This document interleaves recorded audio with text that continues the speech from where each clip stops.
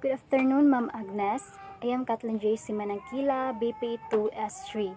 So today I will discuss the topic DEFG. So first, I will discuss the full devolution to happen with the issuance of EU 138. So Executive Order number 138. 138, full devolution of certain functions of the executive branch to local governments, creation of a committee on devolution and for other purposes. EO number 138 was issued to support the efficient implementation of the Supreme Court ruling on the Mandanas Garcia case and strengthen the autonomy and empowerment of local government units. It directs the full devolution of certain functions of the executive branch to the LGUs.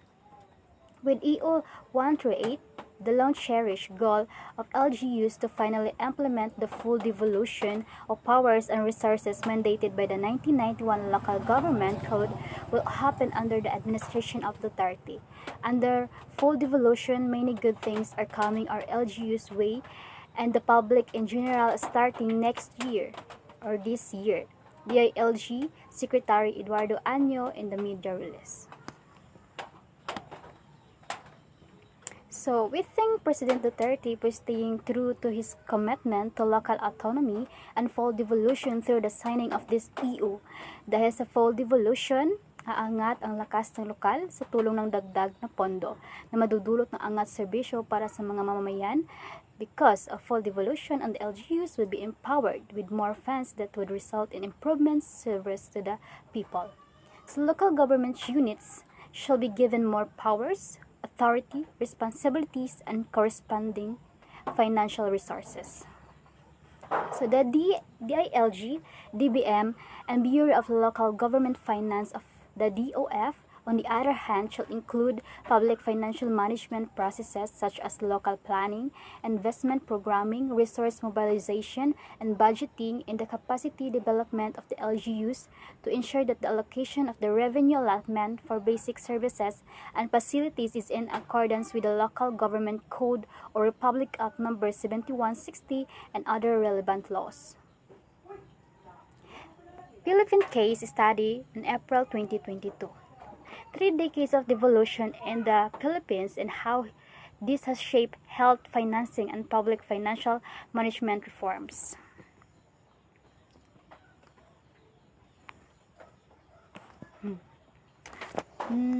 So, the Philippines is a lower middle income country in Southeast Asia with an archipelagic geography.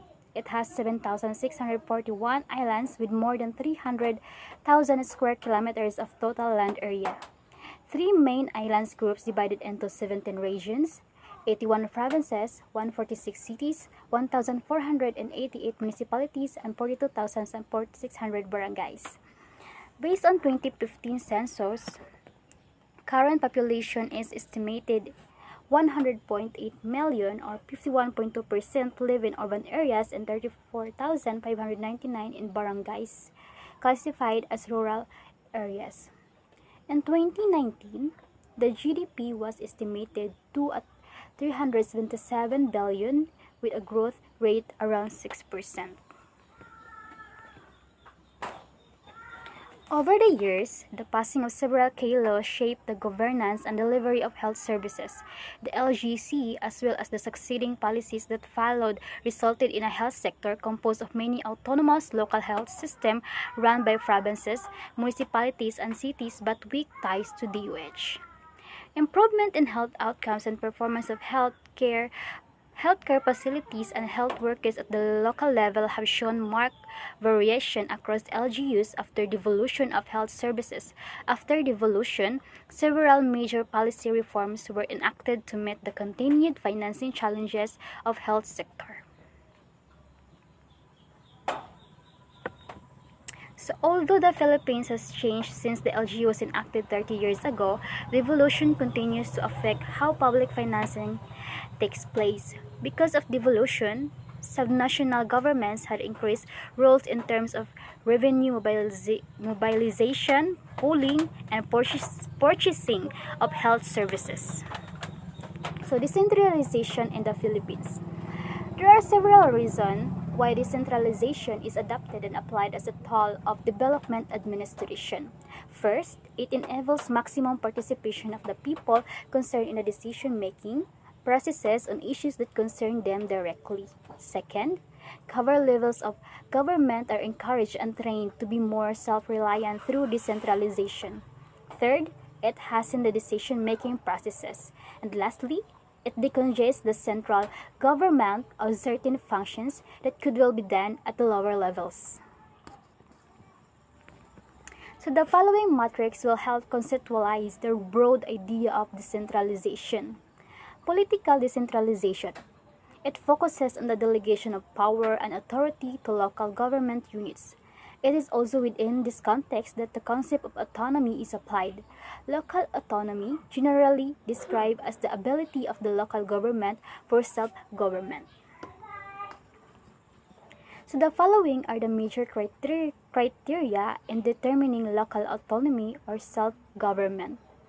There should be a set of locally elected officials in the area, at least at legislative level. The area of autonomy or self-government should be clearly defined areas of responsibility. The relationship between the national and the local level should be clearly defined and areas of primary responsibility clearly delineated. So the history of political decentralization in the Philippines. In 1898 to 1902, under the First Philippine Republic and the Malolos Constitution has been described as the most ample decentralization for local governments and for more popular and direct election of local officials. Philippines' political independence was granted by the American in 1946. However, the first Local Autonomy Act was passed in 1959. It was Republic Act 2264 entitled an act amending the laws governing local government by increasing their autonomy and reorganizing provincial governments. Republic Act No. 2370 entitled an act granting autonomy to the barrios of the Philippines. In 1967, Republic Act 5158, known as the Decentralization Act of 1967, was enacted into law. So, political decentralization under the Marcos regime. In the 1973 Marcos Constitution was the promotion of local autonomy. Specifically, Article 2, Section 10 provided the state shall guarantee and promote the autonomy of local government units, especially the barrio, to ensure the fullest development as self-reliant communities. Their political centralization tendencies of Marcos government included the centralization of local police and fire protection services under a Philippines constabulary integrated national police structure. Decentralization under the Marcos government was subjected to contradicting yet coexisting tendencies: political centralization and administrative decentralization. Political decentralization under the Aquino government. The February 1986 political revolution marked the downfall of Marcos and the assumption of Corazon Aquino to the presidency of the Philippines. One of the first acts as president was the promulgation of the Freedom Constitution, including the provision on local governments. So, administrative decentralization. It focuses authority from the national line ministries to the regional offices on the deconcentration of functions, and the delegations of appropriate authority from the national line ministries to the regional ministries to the regional offices in order for them to carry out the functions of decentralized or deconcentrated to them. Administrative decentralization and regionalization. Administrative decentralization and regionalization involves the organization of regional field units for the national ministries or departments that are by sector oriented. The former President Commission on Reorganization emphasized administrative decentralization in operationalizing regionalization. According to PCK, regionalization involves the development from major organizational units such as ministries or smaller field units with distinct and standard geographical coverages. primarily for administrative and planning purposes. Philippines' experience with political decentralization and administrative decentralization dates back all the way to the beginning of the century, coinciding with the developments towards autonomy of the local governments.